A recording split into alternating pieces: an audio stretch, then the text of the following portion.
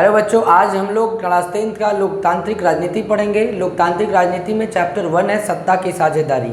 हम पिछले 2 वीडियो में ये पढ़ा था। पहला वीडियो था जिसमें हमने देखा था कैसे बेल्जियम और श्रीलंका में, है ना, विभेद के कारण जो है विभिन्न प्रकार की समस्याएं उत्पन्न हुई थी। दूसरे पार्ट में हमने पढ़ा सामाजिक विभेद के कारण, सामाजिक विभेद का राजनीति पर क्या प्रभाव पड़ता है, राजनीतिक दल इसका कैसे फ़ायदा उठाते हैं, और सामाजिक विभेद के स्वरूप के बारे में।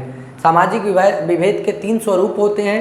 पहला जातीय विभेद, दूसरा लैंगिक विभेद और तीसरा सांप्रदायिक या धार्मिक विभेद। हमने जातीय विभेद को पढ़ चुका है। अब इस वीडियो में हम लैंगिक विभेद और सांप्रदायिक विभेद के बारे में जानेंगे। तो लैंगिक विभेद क्या होता है ना, लिंग के आधार पर, है ना, लिंग के आधार पर विभेद। अगर समाज में लिंग के आधार पर अंतर किया जाता है, यानी महिलाओं और पुरुषों के बीच अंतर किया जाता है, कहता है कि समाज में महिला और पुरुष के बीच, है ना, जब समाज में महिला और पुरुष के बीच लिंग के आधार पर विभेद किया जाता है, अंतर किया जाता है, तब वो क्या कहलाता है, लैंगिक विभेद कहलाता है। जो कि आज भारत में, एक भारत ही नहीं बल्कि पूरे विश्व में लैंगिक विभेद एक बहुत बड़ी समस्या बनी हुई है। साथ ही साथ श्रम के आधार पर भी महिलाओं और पुरुषों को अलग अलग भागों में बांट दिया जाता है। महिलाओं को घर के बाहर का काम करने से वंचित कर दिया जाता है, वहीं पुरुषों को घर के काम करने के लिए कहा जाता है। महिलाएं घर के काम के लिए ही बनी है। उन्हें घर में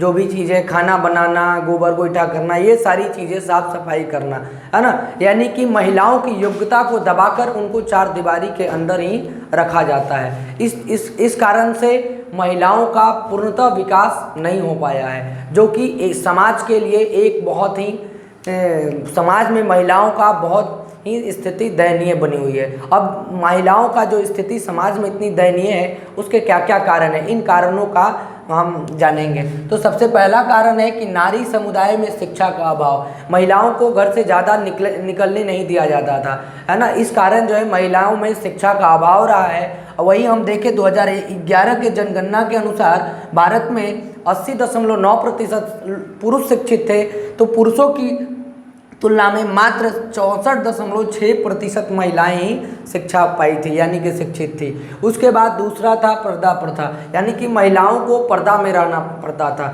यानी कि आप घर से बाहर भी जाएं तो भी पर्दे में रहें। इस कारण भी महिलाओं का पूर्णतः विकास नहीं हो पाया। तीसरा जो कारण था सती प्रथा या और बाल विवाह। सती प्रथा का मतलब कि जिस स्त्री का पति अगर मर गया है तो उसके साथ उस स्त्री को भी जो 100 के साथ जो है जलना पड़ता था, है ना। तो इस कारण से भी जो है महिलाओं की स्थिति जो है विकास नहीं हो पाया है। और बाल विवाह कहने का मतलब है, यानी कि लड़कियों का शादी जो है कम उम्र में कर दी जाती थी, है ना। ये भी जो था दयनीय स्थिति का मुख्य कारण था। अब बात करते हैं चौथा है दहेज प्रथा, यानी कि दहेज के लिए महिलाओं को प्रताड़ित किया जाता था, है ना। दहेज के कारण जो है कोई भी माँ बाप ये नहीं चाहता कि उसके घर में बेटी का जन्म हो। जो दहेज जो है हमारे समाज के लिए सबसे बड़ी कुरीति है, और जिसके कारण जो है आज स्त्री में भ्रूण हत्या की जो समस्या सबसे ज़्यादा है। क्योंकि बच्चा के जन्म से पहले ही स्त्रियां क्या करती, अल्ट्रासाउंड होता है, चेकअप करवाया जाता है कि जो बच्चे का जन्म होने वाला है, माँ के गर्भ में जो बच्चा पल रहा है वो क्या लड़का है या लड़की, है ना। इस आधार पर जो है अगर लड़की है तो उसे क्या किया जाता है कि माँ के गर्भ में ही मार दिया जाता है, जिस कारण से भी जो है स्त्रियों की जो स्थिति है वो समाज में काफ़ी दयनीय है। तो ये सभी कारण हैं जिस महिलाओं की दयनीय स्थिति का, जिसके कारण समाज में महिलाओं का विकास पूर्णतः नहीं हो पाया है।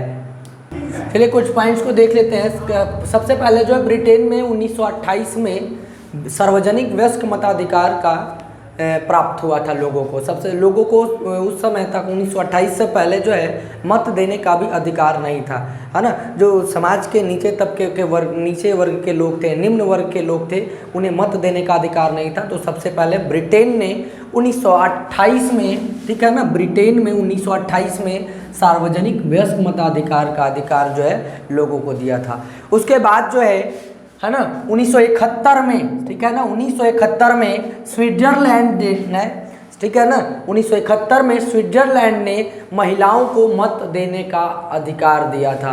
सबसे पहला ऐसा देश था स्विट्जरलैंड, है ना, प्रत्यक्ष लोकतंत्र का देश था स्विट्जरलैंड, जिसने 1971 में सबसे पहले महिलाओं को मत देने का अधिकार दिया था। जिसके बाद से पूरे विश्व में नारी आंदोलन शुरू हुआ था और धीरे धीरे बहुत सारे देशों ने जो है नारी को, महिलाओं को वोट देने का अधिकार दिया। अब कुछ और है कि 1953 में भारत सरकार के द्वारा केंद्रीय समाज कल्याण बोर्ड का गठन हुआ था, है ना। इसका मुख्य काम क्या था कि महिलाओं के आर्थिक विकास और स्वरोजगार सुनिश्चित करें, महिलाओं का आर्थिक रूप से विकास हो और महिलाएं भी रोजगार में व्यस्त हो, उन्हें भी रोजगार का अवसर प्राप्त हो, ठीक है ना। इसके और साथ ही साथ और भी था कि परिवार कल्याण कार्यक्रम, स्वास्थ्य संबंधी कार्यक्रम, शिशु की जो मृत्यु दर अधिक था उसको कम करना, साथ ही साथ महिलाओं की जो शिक्षा में स्थिति थी उसको बढ़ाना, है ना। ये सारे चीज़ जो थे केंद्रीय कल्याण समाज कल्याण बोर्ड का उद्देश्य था, जिसका गठन 1953 में हुआ था। उसके बाद जो है 1985 में महिला ब्यूरो की स्थापना की गई थी। इसका भी मुख्य काम था महिलाओं का विकास करना। उसके बाद फरवरी 1987 में, ठीक है ना, फरवरी 1987 में राष्ट्रीय आयोग का गठन हुआ था।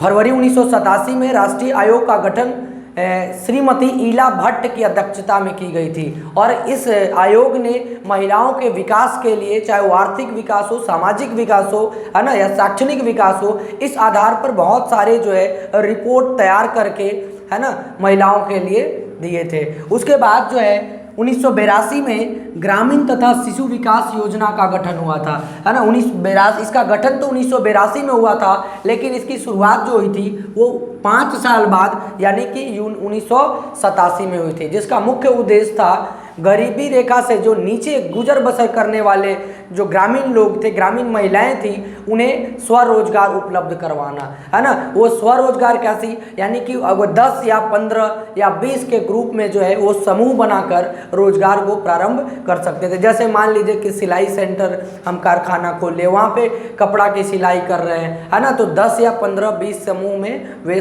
रोजगार को कर सकते थे, जिसके द्वारा जो है उन्हें आय का सृजन करना था, आय की प्राप्ति करनी थी।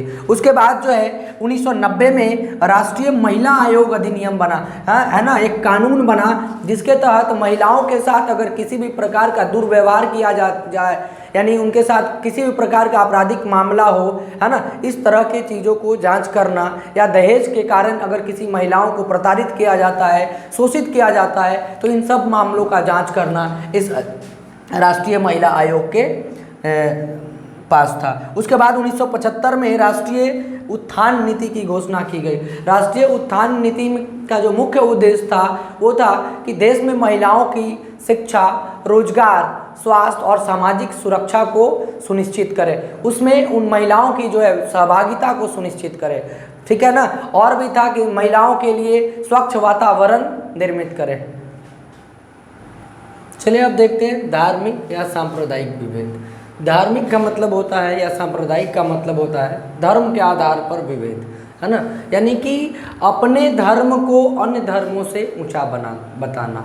जब एक समुदाय के लोग अपने धर्म को अन्य समुदायों के धर्म से, है ना, एक समुदाय के जो लोग हैं अपने धर्म को ऊंचा बताते हैं, है ना, उसके लिए राष्ट्रहित का भी बलिदान कर देते हैं। राष्ट्रहित को नज़रअंदाज करते हुए अपने धर्म को ऊंचा बताना ही सांप्रदायिकता है ना, यही सांप्रदायिक है। कहता है कि अपने धर्म को अन्य धर्मों से ऊंचा मानना, मतलब अपने धार्मिक हितों के लिए, है ना, अपने धर्म के लिए राष्ट्रहित का भी बलिदान कर देना, यही सांप्रदायिकता, यही सांप्रदायिक विभेद है। जब समाज में एक समुदाय के द्वारा दूसरे समुदाय के लोगों से, है ना, एक समुदाय के लोगों द्वारा दूसरे समुदाय के लोगों से जब धर्म के आधार पर विभेद किया जाता है, तब वह विभेद जो है धार्मिक विभेद या सांप्रदायिक विभेद कहलाता है। अब हम बात करते हैं संप्रदायवाद। संप्रदाय का मतलब होता है धर्म और वाद का मतलब होता है विचार, यानी कि संप्रदायवाद एक ऐसा विचारधारा है, ऐसा विचार है जो एक विशेष समुदाय का, है ना, यानी कि एक विशेष समुदाय जो है, एक धर्म के लोग जो है दूसरे धर्म के लोगों से दुश्मन जैसा व्यवहार करते हैं, है ना। यानी कि एक विशेष समुदाय का अन्य समुदायों के साथ दुश्मन जैसा व्यवहार करने का निर्देश देती है। संप्रदायवाद एक ऐसी विचारधारा है जब एक विशेष समुदाय के लोग अन्य समुदाय के लोगों के साथ दुश्मन जैसा व्यवहार करते हैं, है ना, तब वो क्या कहलाता है, वैसी विचारधारा को हम संप्रदायवाद कहते हैं। अब संप्रदायवाद के कारण जो है, सांप्रदायिकता के कारण जो है, इस विभेद के बहुत ज़्यादा कुप्रभाव है ना। सबसे पहला जो है सांप्रदायिकता धर्मनिरपेक्षता के मार्ग में बहुत बड़ा बाधक है। धर्मनिरपेक्षता का मतलब क्या होता है, यानी कि समाज में, है ना, संविधान के सामने सभी धर्मों का बराबर आदर करना, सम्मान, सभी धर्मों का समान सम्मान है, क्योंकि हमारे संविधान में 42वें संशोधन के तहत ये धर्मनिरपेक्षता शब्द को जोड़ा गया था। ये हमारे देश में, भारत में किसी भी धर्म को विशेष जो है सम्मान नहीं मिलता है ना। यानी कि हिंदू धर्म को ज़्यादा सम्मान देना, मुस्लिम धर्म को कम देना, है ना, या और भी अन्य धर्म है तो सभी धर्मों को बराबर सम्मान दिया जाता है। तो लेकिन जब सांप्रदायिकता की बात करते हैं तो सांप्रदायिकता धर्मनिरपेक्षता के मार्ग में सबसे बड़ा बाधक बन जाता है। उसके बाद है राष्ट्रीय एकता के मार्ग में बाधक। जब हम धर्म की बात करते हैं, धर्म के आधार पर जब बात करते हैं तो हमारी राष्ट्रीय एकता जो है प्रभावित होती है। हम जो है समाज में धर्म के नाम पर बंट जाते हैं और तब जो है वो राष्ट्रीय एकता के मार्ग में बाधक बन जाता है। तीसरा है राष्ट्रीय सुरक्षा, शांति और सुरक्षा प्रभावित। धार्मिक विभेद के कारण, सांप्रदायिक विभेद के कारण जो है हमारी राष्ट्रीय शांति प्रभावित होती है, सुरक्षा प्रभावित होती है ना। लोग जो है धर्म के आधार पर देखा जाता है कहीं भी बम फेंक दिया जाता है ना, जिससे बहुत समाज में रह रहे विभिन्न समुदाय के लोगों को नुकसान होता है, जिससे राष्ट्रीय शांति और सुरक्षा प्रभावित होती है। साथ ही साथ शत्रुता को बढ़ावा मिलता है। एक समुदाय के लोग दूसरे समुदाय के लोगों को धर्म के आधार पर दुश्मन बन जाते हैं और उनके साथ दुश्मनों जैसा व्यवहार करने लगते हैं।